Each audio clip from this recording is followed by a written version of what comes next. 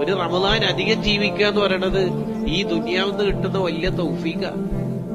വെറുതെ വല്യവന റമദാൻ നമ്മൾ വിളിച്ചു വരുത്തിയിട്ട് നമ്മളൊന്നും ചെയ്തിട്ടില്ലെങ്കിൽ ഈ റമദാൻ നമുക്ക് എതിര് സാക്ഷിയായി പോകും. ലക്ഷ്യം അറിഞ്ഞുകൊണ്ട് എന്നെ റമദാനെ നമ്മൾ മുന്നോട്ട് കൊണ്ടുപോകണം.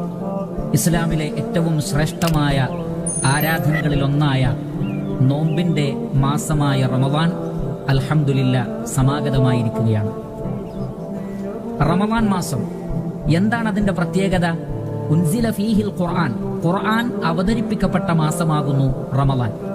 ആരെങ്കിലും റമദാൻ മാസത്തിൽ ഈമാനോടുകൂടി അഥവാ അള്ളാഹുവിൽ വിശ്വസിച്ചുകൊണ്ടും അവന്റെ ഏകത്വം അംഗീകരിച്ചുകൊണ്ടും നോമ്പ് അള്ളാഹു ഫർളാക്കിയതാണ് എന്ന് അടിയുറച്ചു വിശ്വസിച്ചുകൊണ്ടും അള്ളാഹുവിൽ നിന്നുള്ള പ്രതിഫലം മാത്രം കാക്ഷിച്ചുകൊണ്ടും വേറെ ആരെയും കാണിക്കാനില്ലാതെ, കാണിക്കുക എന്ന ലക്ഷ്യമില്ലാതെ ഇഖ്ലാസോടുകൂടി